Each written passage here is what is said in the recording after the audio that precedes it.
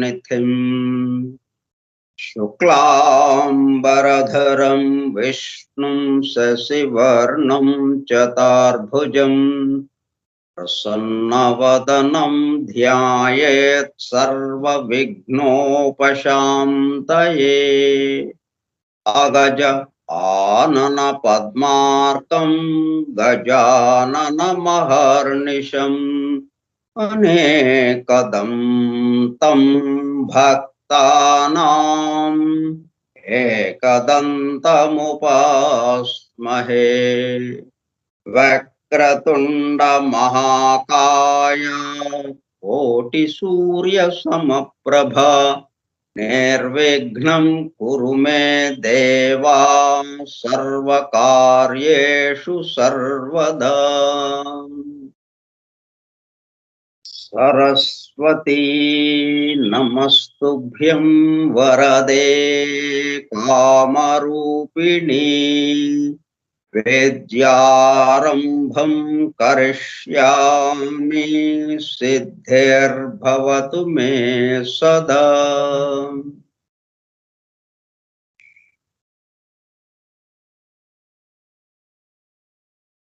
ఓం భూర్భువః స్వః ఓం తత్సవితుర్వరేణ్యం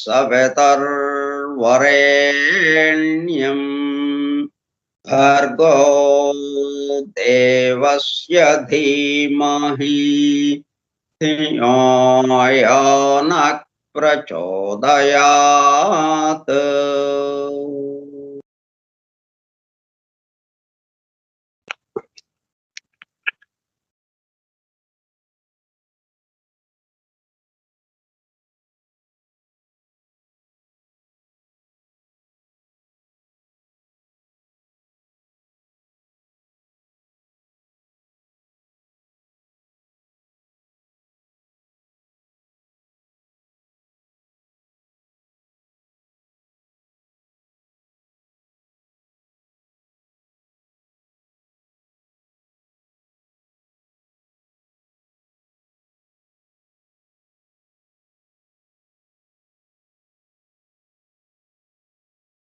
వాసుదేవ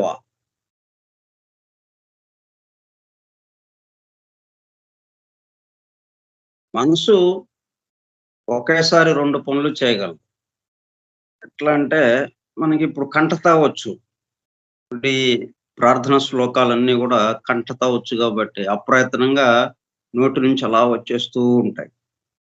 ఇంకా మనసు ఖాళీగా ఉంది. ఇప్పుడు మనసు ఏం చేస్తుంటుంది, ఇంకా ఏయో ఆలోచనలోకి వెళ్ళిపోతూ ఉంటుంది, వేరే వేరే ఆలోచిస్తుంటుంది. ఇక్కడ పట్టుకోవాలి మనం. ఇక్కడ ఒక చక్కటి తాళం చెవి మనకి ఇచ్చారు పరమ గురువులు. ఏమంటే గమనించటం. ఇప్పుడు మనం అప్రయత్నంగా మనం కంఠస్థం చేసిన ప్రార్థన శ్లోకాలని గానం చేస్తున్నాం. ఆ గానం చేసే శ్లోకాల మీదకి మరల్చడం. ఈ శ్లోకాలు ఎక్కడి నుంచి వస్తున్నాయి, ఎక్కడి దాకా వెళుతున్నాయి, ఈ శ్లోకం ఎక్కడ చేరుతా ఉంది అన్నట్టుగా ఆ శ్లోకాల మీద దాని భావం అవకాశం ఉంటే ఆ దృశ్యమానంగా వీక్షించటం. ఇలా చేస్తుంటే మనసు చూడండి ఒక్క చోట ఉండిపోతుంది కదా. గమనించటం అనేది కూడా మనకు అలవాటు అవుతుంది. అప్పుడు మనం ఈ దేహంలో ఉన్న జీవుడు అనే భావానికి మనం దగ్గర అవటానికి వీలవుతుంది అన్నమాట. చెప్పినంత తేలిక కాదు కదా. అందుకని ఇది మనం ఈ మాదిరిగా చేయొచ్చు. మనం సామాన్యంగా కంఠస్థం చేసిన ప్రార్థన శ్లోకాలు కానీ ఏదైనా పాఠాలు కానీ ఇవన్నీ ఏం చేస్తుంటాం, అప్రయత్నంగా నోట్లో నుంచి వచ్చేస్తూ ఉంటాయి. మన దారిని మనం ఆలోచిస్తూ ఉంటాం, మనస్సు ఇంకొక ఆలోచనలో వెళ్ళిపోతూ ఉంటుంది. దాన్ని ఈ పద్ధతిలోకి తీసుకొస్తే మనకి ఆ గమనించటము అనే దాంట్లోకి అక్కడి నుంచి ఈ దేహం వేరు, దేహంలో ఉన్న జీవుడు వేరు. ఆ జీవుడిని మన ఇద్దరిని కలిపి ఉంచినటువంటి అసలైన వాడు ఒకడు ఉన్నాడు. వాడు ఈ విషయాలన్నీ మనకి నెమ్మదిగా అనుభూతిలోకి వస్తూ ఉంటాయి అన్నమాట.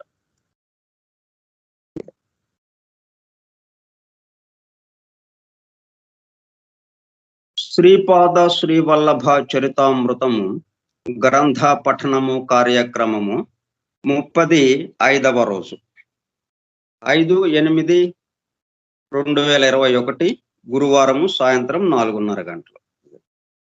35వ రోజుకి 5వ తారీఖు వచ్చింది. బాగానే ఉంది. శ్రీపాద శ్రీవల్లభ స్కైప్ గ్రూపులో సుదూర ప్రాంతాలలో ఎవరింట్లో వారు హాయిగా విశ్రాంతి తీసుకుంటూ ఏకకాలంలో శ్రీపాదుల వారి సమకాలికులు కర్ణాటక దేశస్థులు శ్రీమాన్ శంకర భట్టు గారు 1320 సంవత్సరము ప్రాంతంలో అనగా దాదాపు 700 సంవత్సరముల క్రితము సంస్కృత భాషలో శ్రీపాదుల వారి దివ్య చరిత్రను శ్రీపాదుల వారి అనుమతితోనే శ్రీపాద శ్రీవల్లభ చరితామృతం పేరుతో గ్రంథముగా రచించగా సంస్కృత భాషలో వ్రాసిన ఆ గ్రంథమును ఎవరు ఎప్పుడు తెలుగు భాషలోనికి అనువదించారో తెలియదు గాని సంస్కృత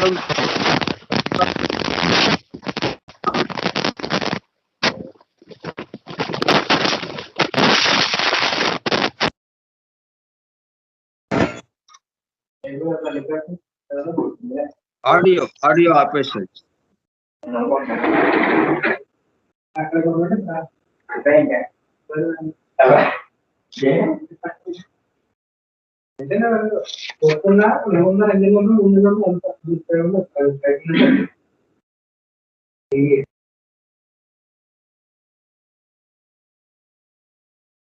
శ్రోతలకు విజ్ఞప్తి, మీ ఆడియోని మనం మ్యూట్ చేసుకుంటే ఆపేసేస్తే మనం స్పష్టంగా వినొచ్చు.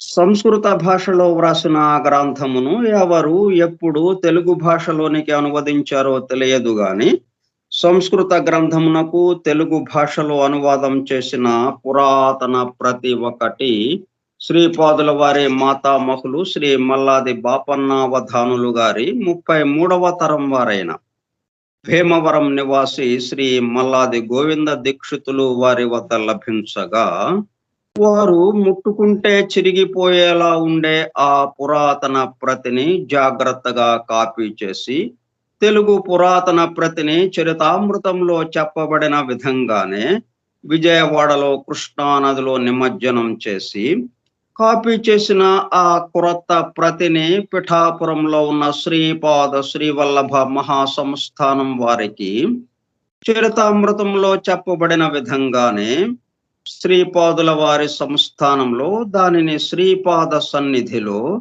2001 సంవత్సరం విజయదశమి నుండి ఆశ్వయుజ బహుళ ఏకాదశి వరకు మొట్టమొదటిసారిగా పారాయణం చేసి సంస్థానం వారికి భక్తి ప్రపత్తులతో సమర్పించగా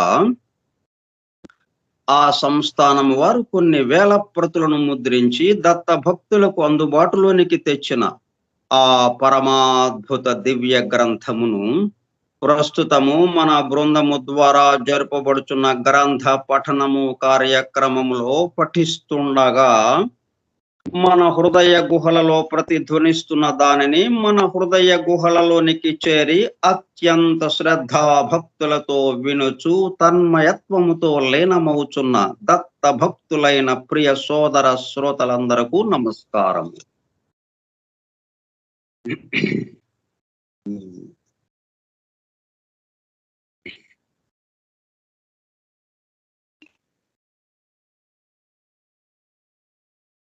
శ్రీపాదుల వారి సన్నిధి నుండి శ్రీ స్వామి వారి అనుగ్రహ ప్రసాద పారాయణ గ్రంథం శ్రీపాద శ్రీవల్లభ చరితామృతం.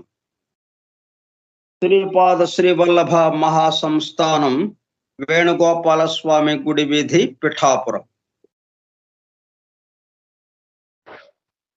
ఓం సర్వ జగద్రక్షాయ గురుదత్తాత్రేయ శ్రీపాద శ్రీవల్లభ పరబ్రహ్మణే నమః. ఓం సర్వ జగద్రక్షాయ గురుదత్తాత్రేయ శ్రీపాద శ్రీవల్లభ పరబ్రహ్మణే నమః. మూల సంస్కృత గ్రంథ రచయిత శ్రీమాన్ శంకర భట్టు గారు కర్ణాటక దేశస్థులు, శ్రీపాదుల వారి సమకాలికులు. తెలుగు ప్రతిని సంస్థానమునకు సమర్పించిన వారు శ్రీ మల్లాది గోవింద దీక్షితులు గారు, భీమవరం. శ్రీపాద వల్లభ స్తోత్రం. శ్రీపాద వల్లభ గురోః వదనారవిందం వైరాగ్య దీప్తి పరమాజ్వలమద్వితీయం మందస్మితం సుమధురం కరుణార్ద్రనేత్రం సంసారతాపహరణం సతతం స్మరామి. శ్రీపాద వల్లభ గురోః కరకల్పవృక్షం భక్తేష్టదాన నిరతం రిపు సంక్షయం వై సంస్మరణ మాత్ర చితి జాగరణం సుభద్రం సంసార భీతి శమనం సతతం భజామి. శ్రీపాద వల్లభ గురోః పరమేశ్వరస్య యోగీశ్వరస్య శివశక్తి సమన్వితస్య శ్రీపర్వతస్య శిఖరం ఖలు సన్నివిష్టం త్రైలోక్య పావన పదాబ్జమహం నమామి. త్రైలోక్య పావన పదాబ్జమహం నమామి. త్రైలోక్య పావన పదాబ్జమహం నమామి.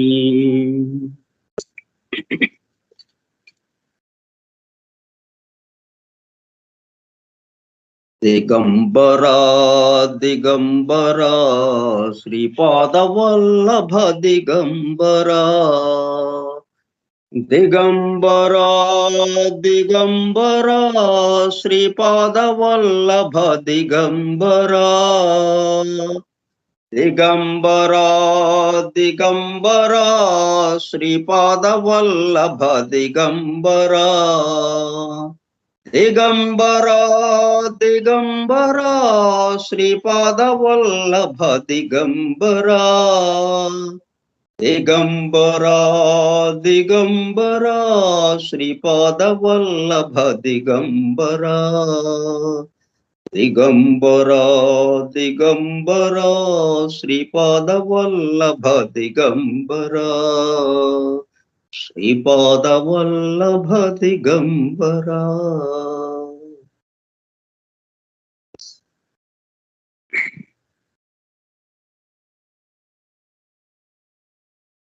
ఇప్పుడు మనం దశ మహావిద్యల గురించి మనకి తెలియజేస్తున్నారు. స్వామివారు టూకీ సంగ్రహంగా మనకి తెలియజేసి ఆయా సందర్భాల్లో మీకు పూర్తి వివరాలు అందజేయబడతాయి అని అన్నారు.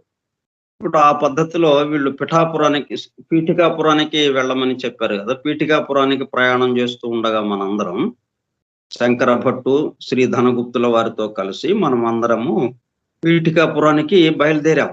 కురుంగడ్డ నుంచి బయలుదేరుతుంటే ఒక్కొక్క చోట ఒక్కొక్కళ్ళు ఆ దశ మహావిద్యల్లో ఒక్కొక్క విద్య గురించి మనకి ఆచరణాత్మకంగా అన్నమాట, రుజువుపూర్వకంగా మనకి అవి అందజేస్తూ వస్తున్నారు అన్నమాట.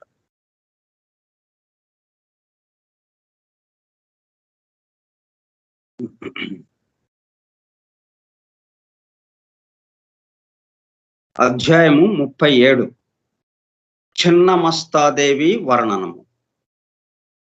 మేము బంగారయ్య బంగారమ్మ దంపతుల నుండి సెలవు గైకొని వారిచ్చిన శ్రీపాదుల వారి చర్మ పాదుకలను తీసుకుని ప్రయాణము సాగించుచుంటమి.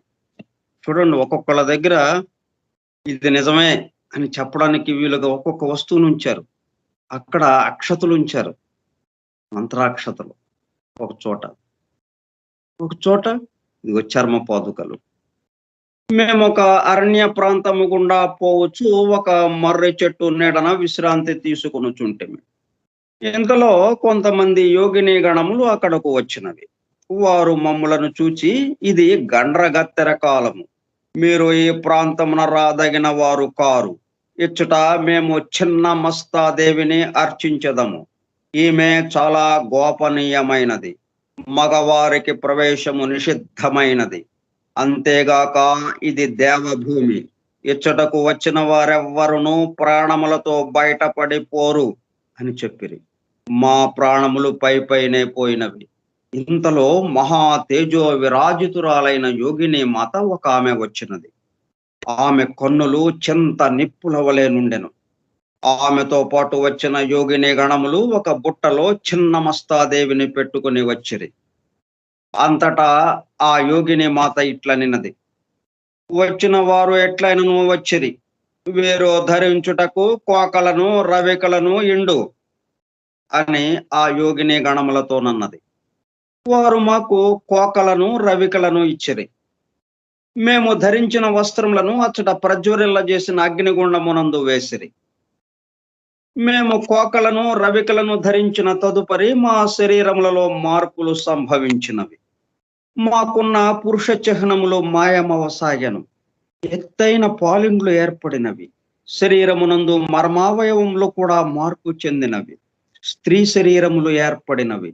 మా స్వభావములు కూడా స్త్రీ స్వభావములుగా మారిపోయినవి. మా కంఠధ్వని కూడా స్త్రీల కంఠధ్వని వలె మారిపోయినది. మాకు ఆ యోగిని గణములచే కొత్త పేర్లు ఇయ్యబడినవి. నన్ను శంకరమ్మ అని, ధర్మగుప్తుల వారిని ధర్మమ్మ అని పిలువసాగిరి. మాకు భోజనము చేయుటకు మాంస పదార్థములు ఇయ్యబడినవి, త్రాగుటకు మద్యము ఇయ్యబడెను.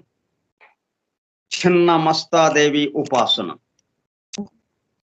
పగటి పూట మనుష్యుని వలెను, రాత్రి వేళ పెద్ద పులి వలెను సంచరించడి మరల పులిని గురించి వినియుంటిమి గాని, ఈ రకమైన దేవతా పూజలు ఉండునని గాని, యోగిని గణములు కేవలము సంకల్ప మాత్రమున పురుషులను స్త్రీలుగా మార్చివేయగలుగుదురని కాని మేము కలలోనైనా ఊహించనైతిమి.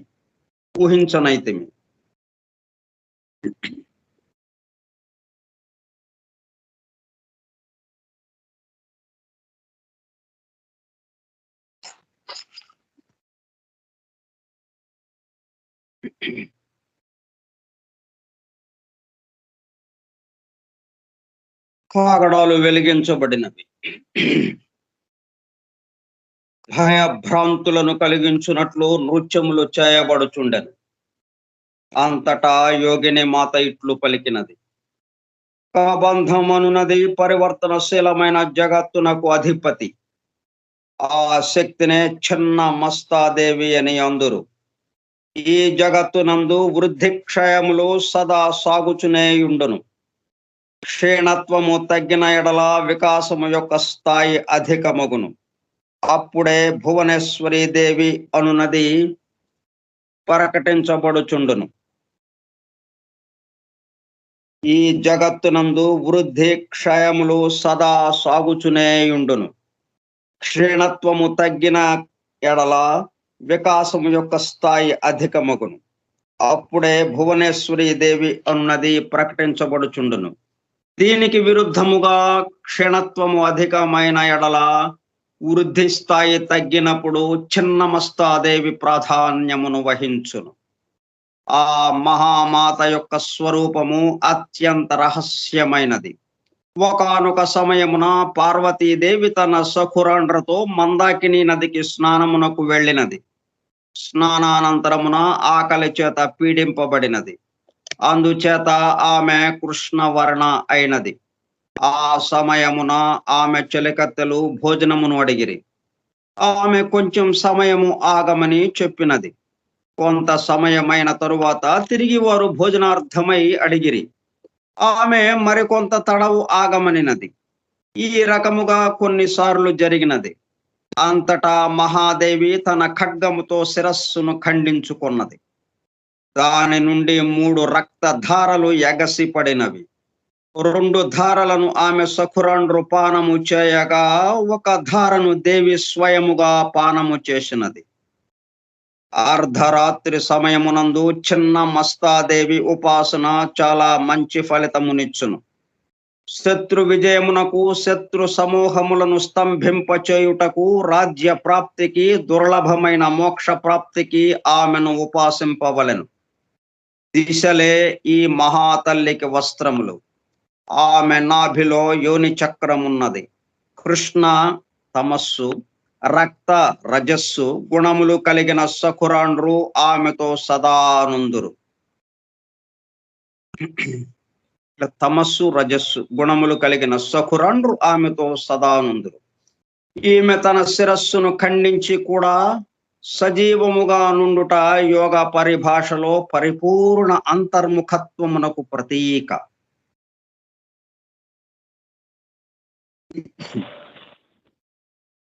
ఈమె తన శిరస్సును ఖండించి కూడా సజీవముగా నుండుట యోగ పరిభాషలో పరిపూర్ణ అంతర్ముఖత్వమునకు ప్రతీక. అగ్నిస్థానమైన మణిపూరకంలో చిన్న మస్తను ధ్యానిస్తారు. హిరణ్యకశ్యపునకు ఈమె ఉపాస్య దేవత.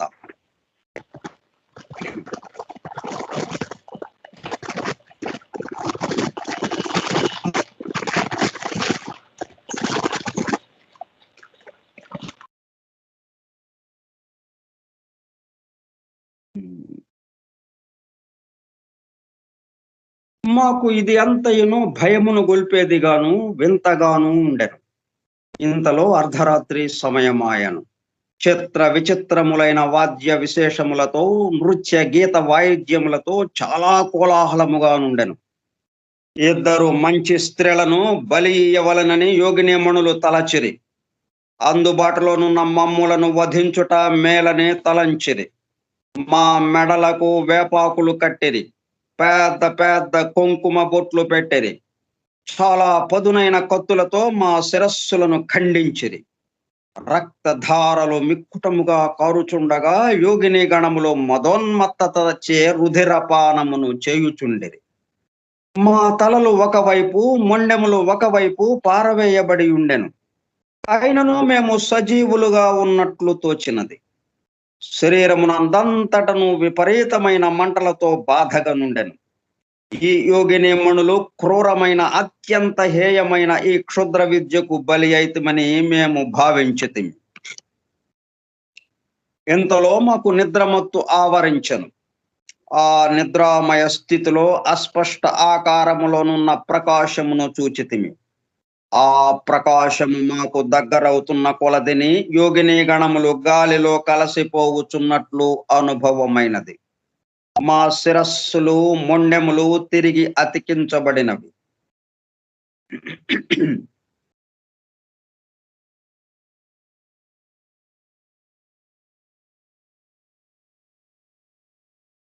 ఉషాకాలమొకటకు 2-3 ఘడియల కాలముండగా మేము మామూలుగానే నిద్ర నుండి లేచితిమి. మాకు కోకలు, రవికలు ఉండెను. మా స్త్రీ లక్షణములు అదృశ్యమవసాగెను. మాలో పురుష లక్షణములు తిరిగి పుంజుకున్నవి. అగ్నిలో రాత్రి దగ్ధమైన మా వస్త్రముల స్థానే పురుషులు ధరించు క్రొత్త వస్త్రములు అచ్చటనున్నవి. మేము స్నానపానాదులను చేసి ఆ నూతన వస్త్రములను ధరించితిమి. ఇంతలో మాతో మరి ఒక బాటసారి కలిసెను. అతడు, అయ్యలారా, నిన్న రాత్రి మీరు చూచినదంతైను ఒకనొక విధమైన యోగ ప్రక్రియ. అది అత్యంత రహస్యమైన యోగ ప్రక్రియ. మీ శరీరంలోని స్త్రీతత్వము పరిశుద్ధము చేయబడినది. ప్రతి శరీరంలోనూ స్త్రీ పురుష తత్వములు 2 ఉండును. ఆ 2 శుద్ధి అయిన గాని యోగ శక్తి విశ్వ చైతన్యము నుండి ప్రవహించదు. మీ శరీరములలోనికి విశ్వ చైతన్యము నుండి అవసరమున్నంత మేరకు శక్తి ప్రవహించుచుండును. ఆత్మకు స్త్రీ పురుష వైవిధ్యము లేదు. అది ఈ 2 తత్వములకును ఆధారముగాను అతీతముగాను ఉండును. మీరు శ్రీపాద శ్రీవల్లభుల వారి దయ వలన యోగిని గణముల అసాధారణమైన యోగ ప్రక్రియ వలన అనుపమమైన కరుణను పొందియుండిరి. ఎంతో కష్టము మీద గాని తెరచుకొనని సుషుమ్న మార్గము తెరచుకోబడినది. ఇంతకంటే మీకేమి కావలయును? ఇంతటి మహద్భాగ్యము మీకు కలుగుటకు శ్రీచరణుల చర్మ పాదుకలు మీ దగ్గర నుండుటయే కారణం. చర్మ దేహముల చైతన్యము నుండి మీరు విడుదలై చైతన్య ప్రవాహ రూపమైన దివ్యత్వముతో అనుసంధానము చెంది ఉన్నారు. శ్రీపాదుల వారి లీలలు వారికే ఎరుక అని చెప్పాను.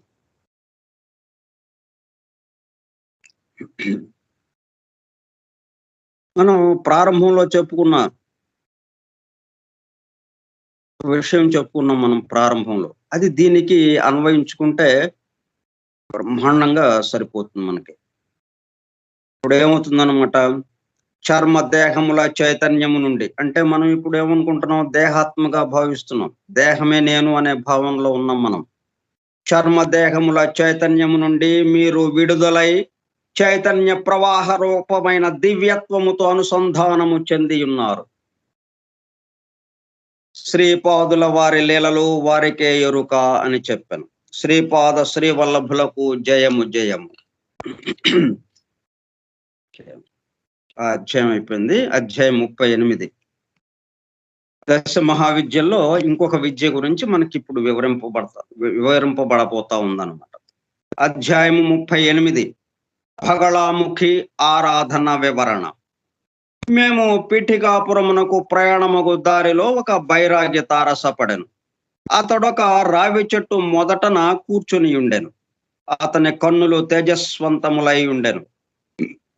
మేము వచ్చునంతలో అతడు, మీరు శంకర భట్టు ధర్మగుప్తులు కదా అని ప్రశ్నించెను. మేము అవునంటిమి. ఈ రావి చెట్టు మొదట్లో కొంతసేపు విశ్రాంతి తీసుకొనుడు అనెను. మీ వద్ద శ్రీపాద శ్రీవల్లభుల వారి చర్మ పాదుకలున్నవి కదా అని అడిగాను. మేము అవునంటిమి.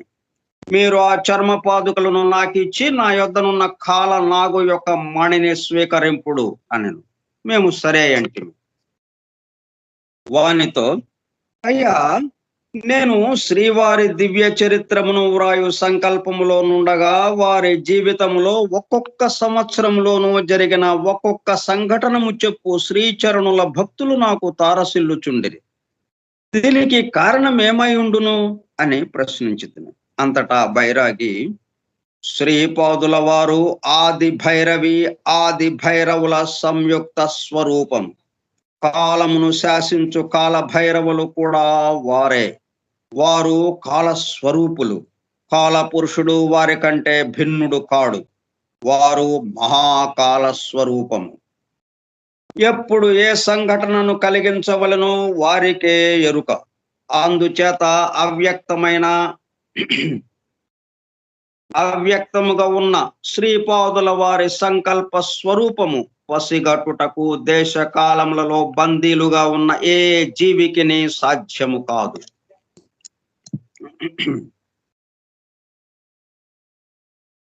దేశ కాలములతో ఆడుకొనుట వారికి బంతి క్రీడ వంటిది. జీవుల వికాస క్రమము, ఆయా జీవుల స్వభావములు, వాటి ధర్మములు, వాటి కర్మములు, వాటి ఫలితములు, వాటి ప్రభావములు అన్నీను వారి ఆధీనము. మహాపండితుడనని గర్వించు వారిని త్రుటిలో వారు అజ్ఞానులుగా మార్చగలరు. మహా అజ్ఞానుని సమస్త వేదాంగములు తెలిసిన మహాపండితునిగా మార్చగలరు. వారిది యోగ సంపన్న అవతారం. వారిని అవతార పురుషునిగా సాక్షాత్తు దత్త ప్రభువుగా గుర్తించుటకు ఎంతయో పాపరాశి దగ్ధము కావలెను. ఎంతయో పుణ్యరాశి గుట్టలు గుట్టలుగా పడి ఉండవలెను. ఇది సాధారణ నియమము. అయితే వారి కృపా కటాక్షములు కలిగిన ఎడల ఈ సాధారణ నియమములకు అతీతముగా వారు భక్త సంరక్షణమును చేయుచుందురు. వారు క్షణ క్షణ లీలా విహారి. శ్రీ వల్లభుల వారి చరితామృతమును అధ్యయనము చేయు వారికి ఒక క్రమమైన పద్ధతిలో వికాస కార్యక్రమము జరుగుచుండును. అందువలననే వారి జీవితమునందలి ఒక్కొక్క సంవత్సరములోని కేవలము 1-2 లీలలు మాత్రమే నీకు తెలియజేయబడుటయు, అవి కూడా క్రమానుగతముగా తెలియజేయబడుటయు వారి దివ్య లీలలోని అంతర్భాగము. శ్రీ వల్లభుల వారి చరితామృతమును అధ్యయనము చేయు వారికి ఒక క్రమమైన పద్ధతిలో వికాస కార్యక్రమము జరుగుచుండును. అందువలననే వారి జీవితమునందలి ఒక్కొక్క సంవత్సరములోనే కేవలము 1-2 లీలలు మాత్రమే నీకు తెలియజేయబడుటయు, అవి కూడా క్రమానుగతముగా తెలియజేయబడుటయు వారి దివ్య లీలలోనే అంతర్భాగము. వారు కేవలము ఒక్క భూగోళము యొక్క వికాసము కొరకే అవతరించిరనుకొనుట పొరపాటు. అనేక కోటి బ్రహ్మాండములు అనుక్షణమును సృష్టి స్థితి లయముల నందుచున్నవి. వాటిలోని పరిణామ క్రమమంతయును సదా వారి హస్తగతమై ఉన్నది. వారి దివ్య నేత్రముల కనుగొలకుల యందు కోటాను కోట్ల బ్రహ్మాండములు వృద్ధి క్షయములను పొందుచుండును. ఇదియే వారి నిజ తత్వము. అసలు నిరాకారముగా నుండి ఆ పరతత్వము అవ్యక్తమునందు ఏ స్థితిలో ఉన్నదో తెలియరాని ఆ మహాతత్వము నరాకారమున పీఠికాపురములో అవతరించుటయే ఒక దివ్య లీల. అవతరించిన తదుపరి జరుపు లీలలకు అంతెక్కడిది? వేదములు కూడా వారి గురించి వర్ణించి మౌనమును వహించినవి. వారి యొక్క జ్ఞానము అనంతము, వేదముల జ్ఞానము పరిమితము. వారి శక్తి అనంతము, కరుణ అనంతము. వారు అన్ని దేశములందును అన్ని కాలములందును ఉందురు. వారు సత్యమునకు సత్యము, జ్ఞానమునకు జ్ఞానము, అనంతమునకు కూడా అందరాని మహా అనంతము. బగళాముఖి ఉపాసన. నేను వాస్తవమునకు బంగాళదేశ వాసిని. నేను బగళాముఖి ఆరాధకుడను. బైరాగి చెప్తున్నాడు అనమాట. ఆమె 10 మహావిద్యలలో ఒకటి. వ్యష్టి రూపములో శత్రునాశనము కోరువారు ఈ దేవిని ఆరాధించదరు. సమష్టి రూపములో పరమేశ్వరుని యొక్క సంహార శక్తి కూడా బగళాదేవియే. ఈ దేవి ఆరాధన వలన వాక్శుద్ధి కలుగును. అనగా మనోవాక్కాయ కర్మములందు ఏకత్వము వహించి ధర్మబద్ధమైన జీవితమును గడుపు వారు ఏ మాట పలికినను అది సత్యమై తీరును. వాక్కునకు కూడా పరా పశ్యంతి మధ్యమాను భేదములు కలవు. సత్యయుగములో సమస్త జగత్తును నాశనము చేయునట్టి భయంకరమైన తుఫాను ఒకటి వచ్చినది. జీవులకు వచ్చిన సంకటమును గాంచి విష్ణు భగవానుడు చింతాగ్రస్తుడాయను. అప్పుడు అతడు తపస్సు చేయగా శ్రీ విద్యా మహాదేవి బగళాముఖి రూపమున ఆవిర్భవించి శ్రీమన్నారాయణునకు దర్శనమిచ్చి విధ్వంసమును సృష్టించడి ఆ తుఫానును స్తంభింపజేసినది. ఆమెను వైష్ణవీ దేవిగా కూడా కొందరు భావించెదరు. మంగళవారము నాడు చతుర్దశి అర్ధరాత్రి సమయమున ఈమె ఆవిర్భవించినది. ఆమె స్తంభన శక్తి రూపిణి. ఆమె వల్లనే ఆదిత్య మండలము నిలబడి ఉన్నది. అదే విధముగా స్వర్గము నిలబడి ఉన్నది. ఇహలోక సుఖములను పరలోక సుఖములను ఆమె ప్రసాదింపగలదు. సాధకుని జీవితములో అల్లకల్లోలము లేపడి దుష్ట శక్తులను, దురదృష్టమును కలిగించేడి అంధ శక్తులను అనగా చీకటి శక్తులను ఈమె స్తంభింపజేసి సాధకుని పురోగతికి అభయదానమును కలిగించును. ఈమెను బడబాముఖి అనియు, జాతవేదముఖి అనియు, ఉల్కాముఖి అనియు, జ్వాలాముఖి అనియు, బృహద్భానుముఖి అనియు కూడా పిలిచెదరు.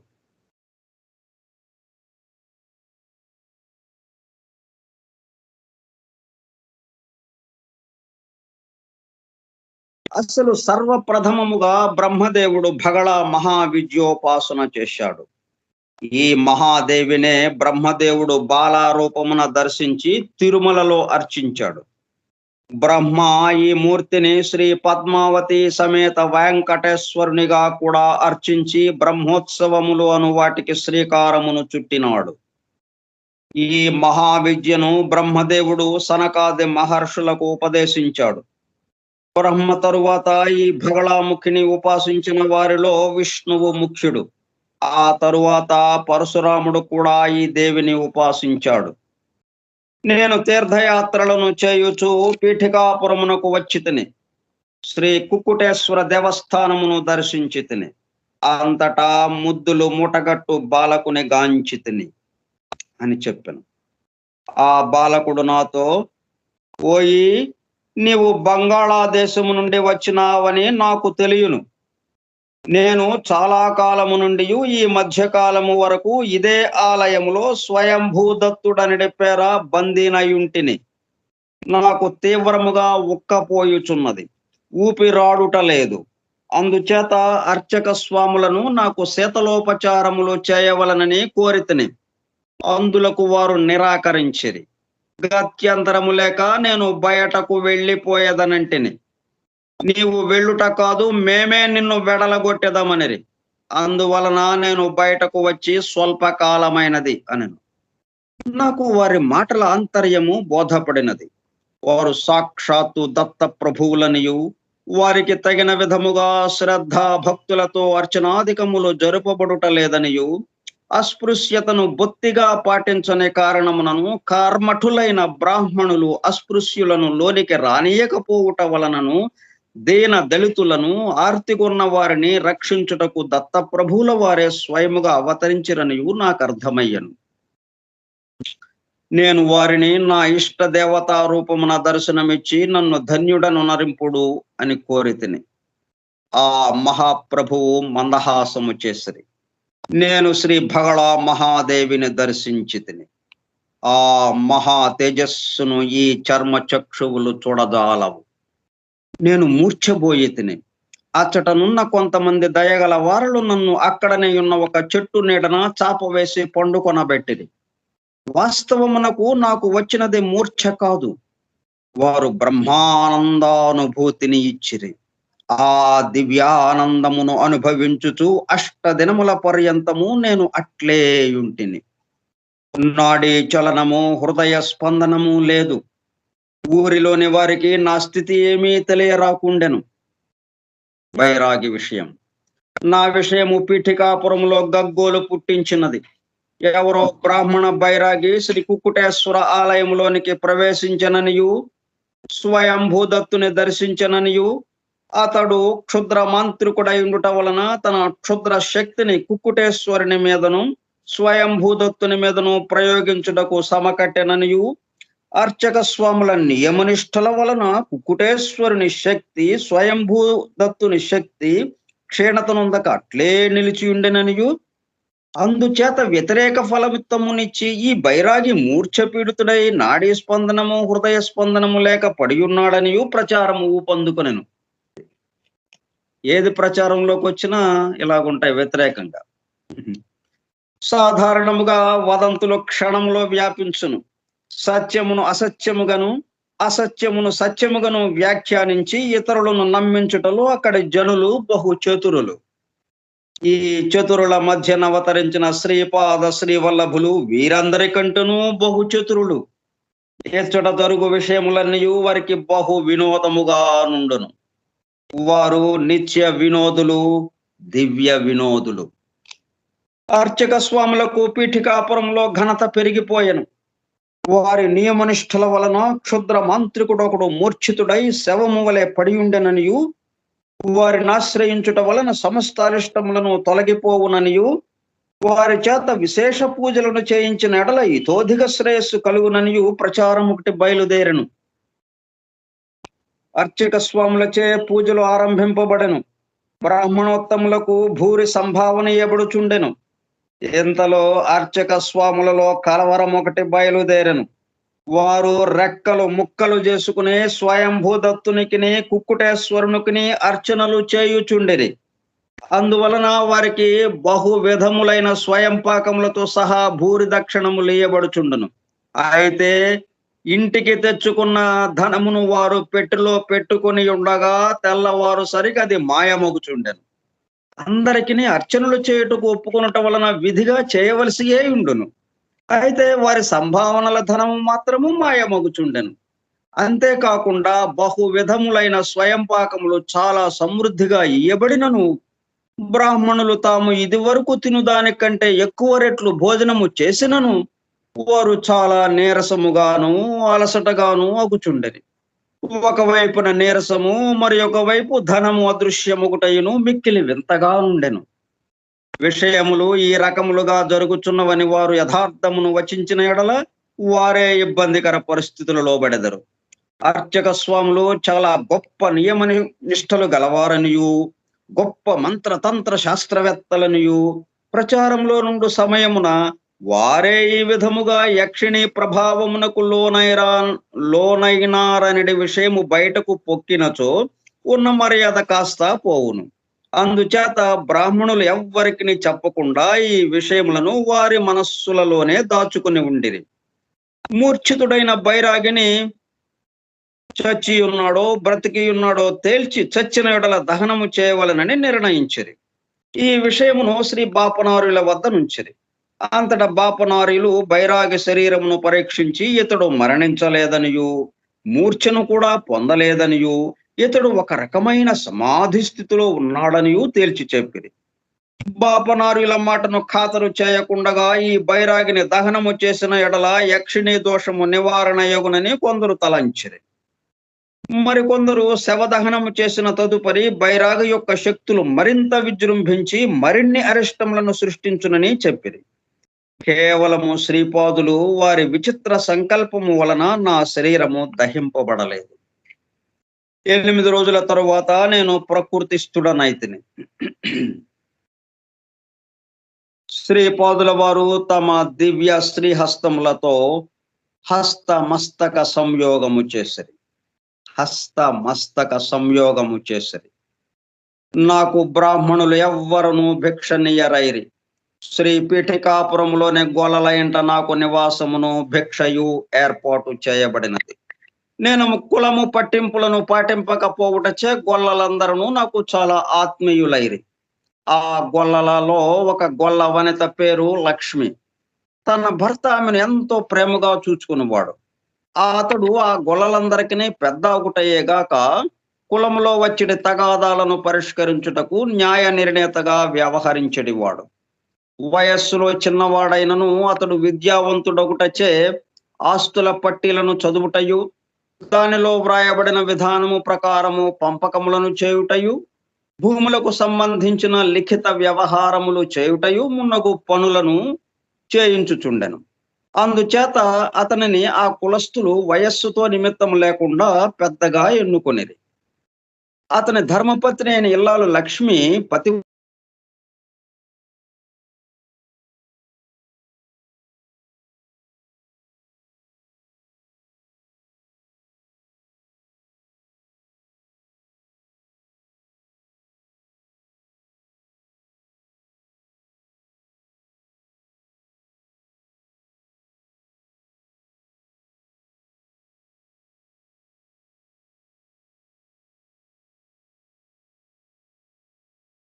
రాఘవరావు గారు,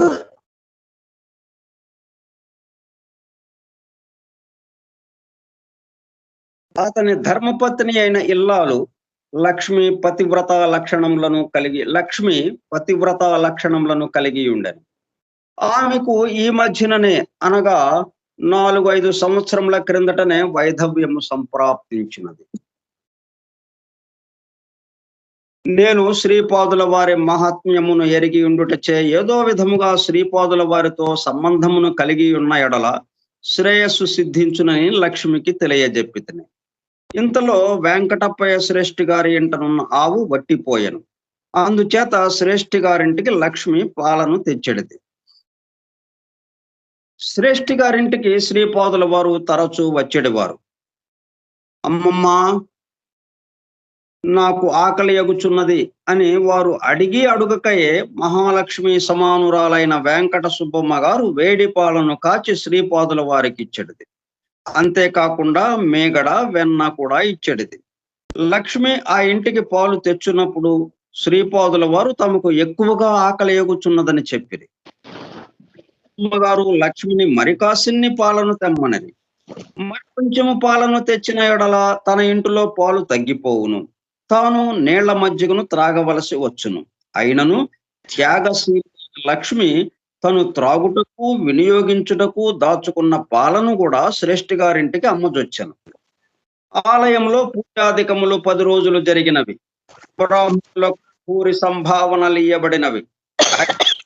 ఈ ప్రభావమున మహాశూన్యము మిగిలినది. స్వయం పాకములు భూరి పరిమాణంలో ఇయ్యబడినవి. అయితే బ్రాహ్మణులు బలిష్ఠులగుటకు బదులు నీరసముతో కృషించిరి. పురాణ పండితుని కథ. ఇంతలో ఆ ఊరికి పురాణ ప్రవచనము చేయు పండితుడొకడు వచ్చెను. కుక్కుటేశ్వరాలయము బయటనున్న విశాల ప్రాంగణంలో పురాణ ప్రవచనమునకు ఏర్పాట్లు చేసిరి.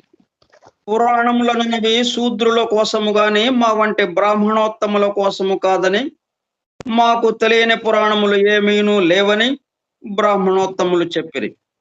శ్రీ బాపనారుల వారును శ్రేష్ఠి గారును వర్మగారును తమ వంతుగా కొంత ధనమును పురాణము చెప్పు పండితునికి ఇచ్చుదామనిరి. శూద్రులు అందరూ పురాణ శ్రవణమునకు వచ్చుటకు అంగీకరింపబడను. అప్పుడు శూద్రులు ఆ పురాణము చెప్పు పండితునకు సంభావనలు ఇయ్యవచ్చునని దండోరా వేయించబడను. బ్రాహ్మణులలోని కొందరు శూద్రులు పురాణ పండితునికి ఇచ్చు సంభావనలో సగభాగము బ్రాహ్మణ పరిషత్తునకు ఇచ్చి సగభాగము అతడు తీసుకునవచ్చునని సూచించింది. దానికి శ్రీ పాపనారుల వారు, దీనినే ముష్టిలో ముష్టి వీరముష్టి అందురు. మీరు పురాణ శ్రవణం కూడా చేయనంటిది. పైగా కష్టపడి ప్రవచనము చేయు పండితుని కష్టార్జితమును కూడా హరింపచూచుచుంటిది. మీరు మీ ప్రవర్తనను ఆలోచన విధానములను మార్చుకొనని ఎడల భవిష్యత్తులో కాల పురుషుని వలన తీవ్ర శిక్షలను అనుభవింపవలసి ఉండును అని వారిని మందలించిరి. వచ్చిన పురాణ పండితునకు బాపనారుల ఇంట భోజనము ఏర్పాటు చేయబడినది. పురాణ ప్రవచనమునకు ముందు లక్ష్మి పాలను త్రాగి వారికి ఇచ్చుచుండెడిది.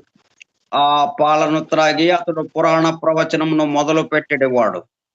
శ్రీపాద శ్రీ వల్లభుల వారు సర్వ హృదయాంతర్వర్తి కనుక వారికి తెలియనిది లేదు.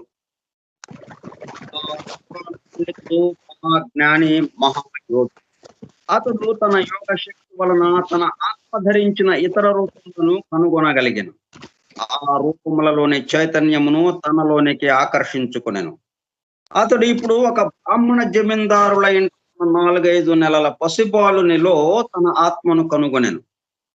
లక్ష్మి తనకు పాలను ఇచ్చు సందర్భమున ఆమెను యోగ దృష్టితో చూడగా తన ఆత్మయే లక్ష్మి మరుజన్మమున లక్ష్మికి భర్తగా ఉండునని తెలుసుకొనెను. అనగా ఆ పసిబాలుడే లక్ష్మి మరుజన్మమున లక్ష్మికి భర్త కాగలడని తెలియచున్నది. ఆత్మ యొక్క పురుష రూపములన్నీ మూలతత్వముగానున్న ఆ పండితునిలో ఇదివరకే ఐక్యమై ఉన్నవి. తన యొక్క శక్తి రూపములు ఏమైపోయినాయా అని యోగ దృష్టితో చూడగా తన స్త్రీ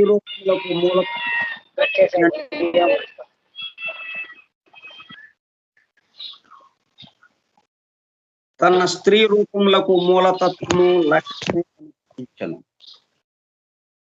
అంతేగాక తన యొక్క స్త్రీ తత్వములన్నీ లక్ష్మిలో విలీనమైపోయి ఉండుటను కూడా గమనించను. లక్ష్మికి తన భర్త యందు మక్కువ మెండు. తన భర్త యొక్క చైతన్యము భూత శరీరమును విడిచిపెట్టి రాలేదనియు ఆమెకు అర్థమయ్యను. అనేక పర్యాయములు ఆమె తన భర్త యొక్క రూపము తనకు ప్రక్కగానే నిలచి ఉండుటను గాంచెను. విరజా నదిని దాటుటకు గోదానము చేయుదురు. గోమాత కూడా తన భర్తను విరజా నదిని దాటించి క్షేమముగా భూలోకమున మరొక గోవుగా జన్మించినని తెలుసుకొనెను. కారణమేమనగా ఆమెకు గోమాత కూడా దర్శనమైనది.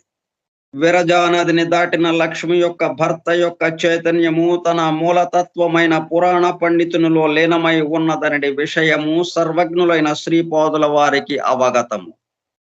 అయితే ఆ పండితుడు పీఠికాపురమున ఉన్న కర్మ రుణానుబంధములను పూర్తి చేసుకుని వానితో పాటు తన ఆత్మ ధరించిన ఇతర రూపముల కర్మలను కూడా తన యోగ శక్తి వలన హరింపజేసుకుని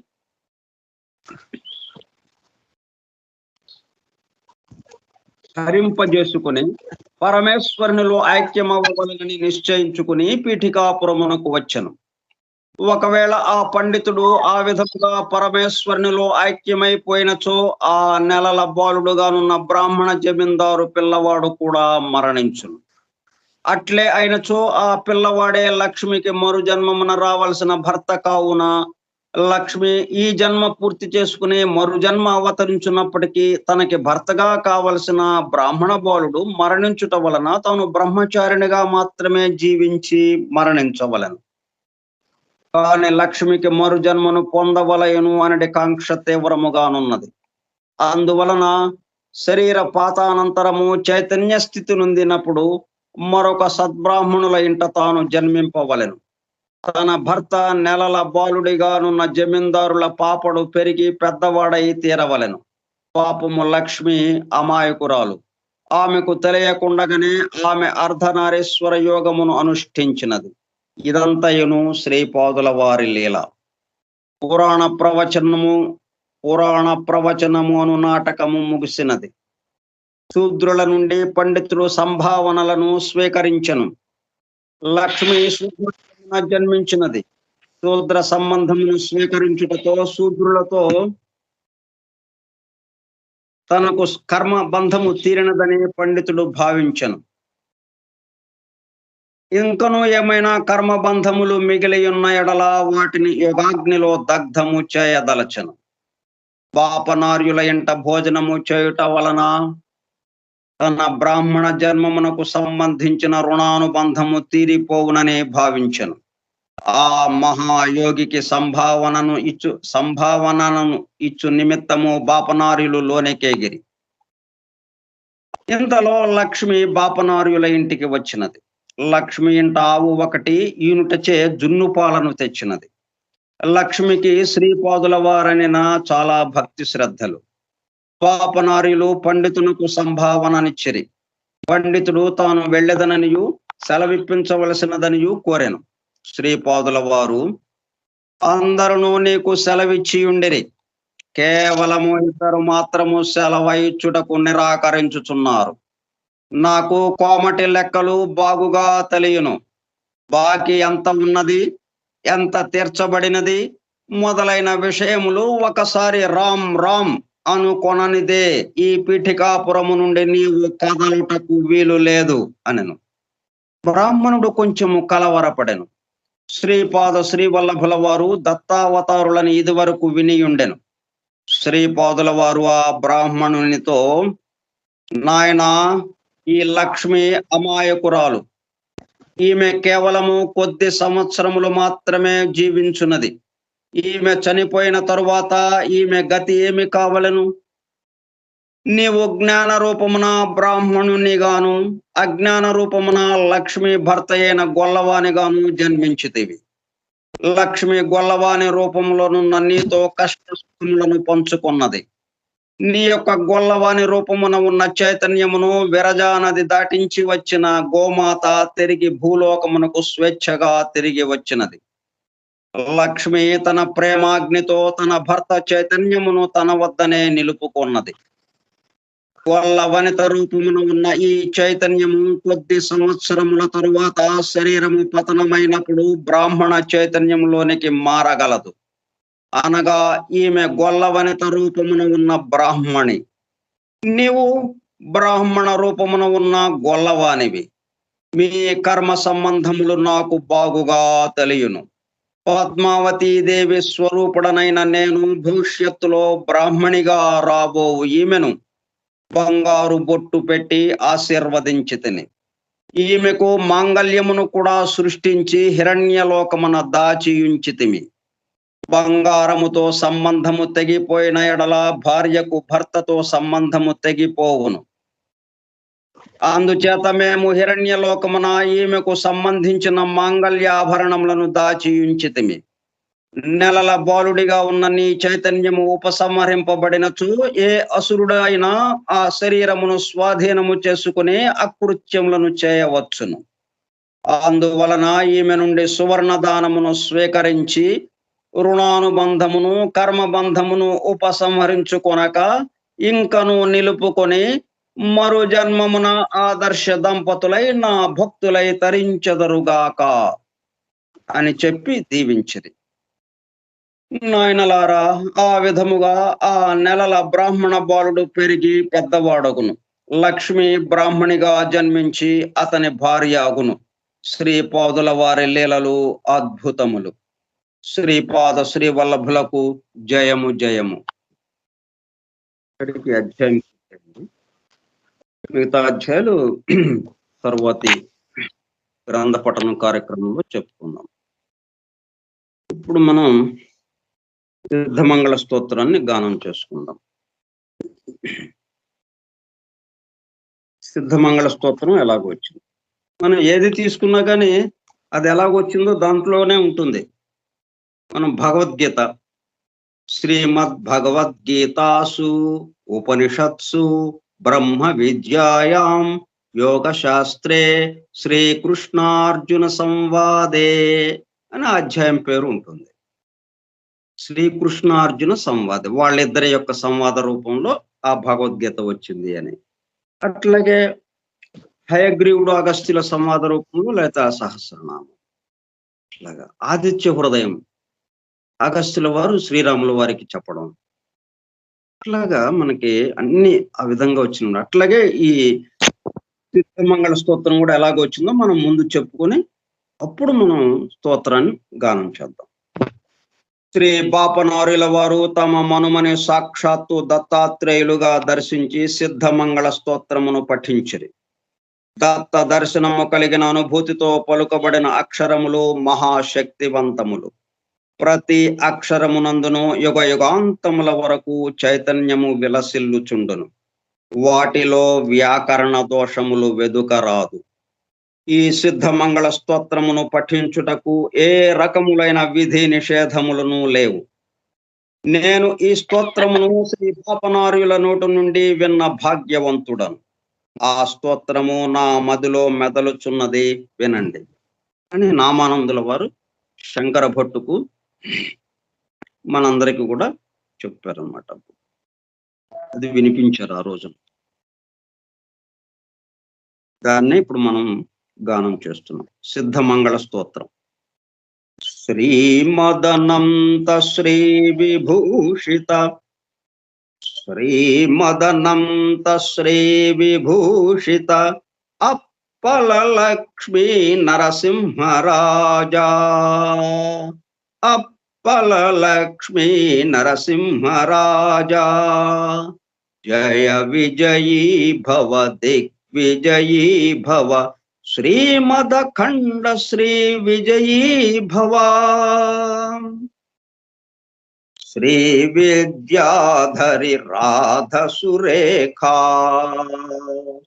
శ్రీ విద్యాధరి రాధ సురేఖా శ్రీరాఖీధర శ్రీపాదా శ్రీరాఖీధర శ్రీపాదా జయ విజయీ భవ దిగ్విజయీ భవ శ్రీమదఖండ శ్రీ విజయీ భవ మాతా సుమతి వాత్సల్యామృత మాతా సుమతి వాత్సల్యామృత పరిపోషిత జయ శ్రీపాద పరిపోషిత జయ శ్రీపాద జయ విజయీ భవ దిగ్విజయీ భవ శ్రీమదఖండ శ్రీ విజయీ భవ సత్య ఋషీశ్వర దుహితానందన సత్య ఋషీశ్వర దుహితానందన పాపనార్యనుత శ్రీచరణ పాపనార్యనుత శ్రీచరణ జయ విజయీ భవ దిగ్విజయీ భవ శ్రీమదఖండ శ్రీ విజయీ భవ. సవేతృకాఠక చయనా సవేతృకాఠక చయనా పుణ్యఫలా. సవేతృకాఠక చయనా పుణ్యఫలా. భరద్వాజ ఋషిగోత్ర సంభవా. భరద్వాజ ఋషిగోత్ర సంభవా. జయ విజయీ భవ దిగ్విజయీ భవ. శ్రీమదఖండ శ్రీ విజయీ భవ. తో చౌపాతి దేవులక్ష్మీ. తో చౌపాతి దేవులక్ష్మీ.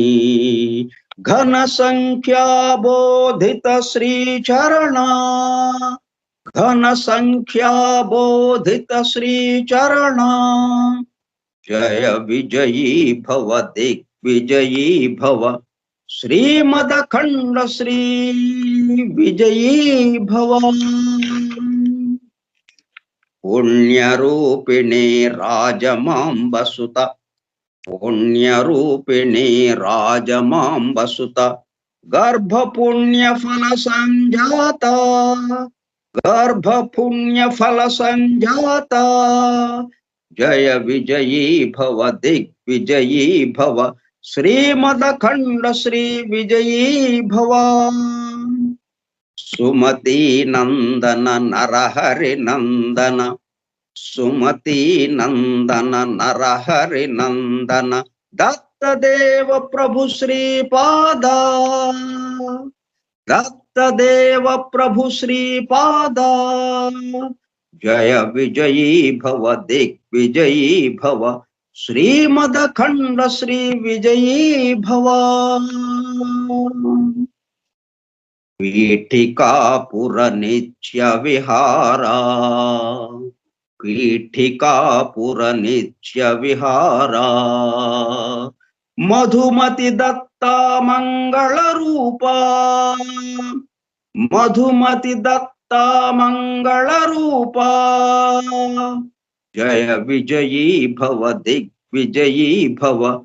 శ్రీమదఖండ శ్రీ విజయీ భవ.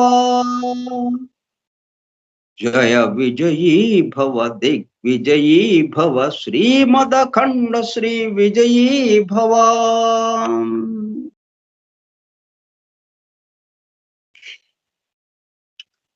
దిగంబరా దిగంబరా శ్రీపాదవల్లభ దిగంబరా. దిగంబరా దిగంబరా శ్రీపాదవల్లభ దిగంబరా. దిగంబరా దిగంబరా శ్రీపాదవల్లభ దిగంబరా. దిగంబరా దిగంబరా శ్రీపాదవల్లభ దిగంబరా. శ్రీపాదవల్లభ దిగంబరా.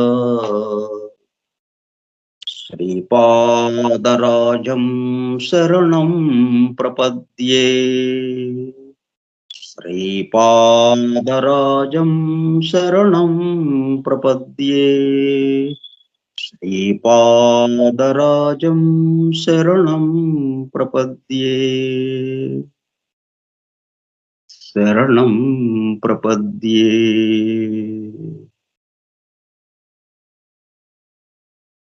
స్వస్తి ప్రజాభ్యః పరిపాలయంతాం న్యాయేన మార్గేణ మహీం మహిషాః.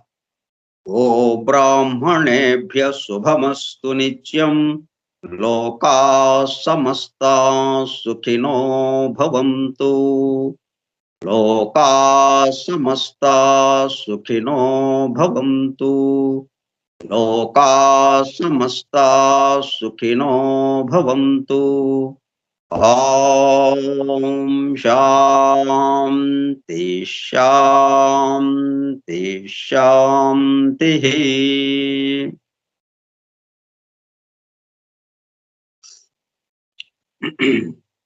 మనం ఎన్నెన్నో రకాల ఆ విద్యలన్నిటినీ మనకి తెలియజేస్తున్నట్టుగా దాని వివరాల్లోకి మనల్ని పంపించేటట్టు చేస్తున్నారు స్వామి. కానీ మనం అట్లా గందరగోళ పడకుండా, ఆ విద్యల జోలికి వెళ్ళకుండా మనం ఈయన జోలికి వెళ్ళడమే మనం. ఆయన యొక్క శరణు కోరడమే మనం చేయవలసింది. ఆయన అనుగ్రహాన్ని పొందటమే మనం చేయవలసింది. అటువంటి శ్రీపాద శ్రీవల్లభుల వారికి మనం పాద నమస్కారం చేద్దాం. ఓపికగా విన్నందుకు దత్త భక్తులందరకు నా ధన్యవాదాలు.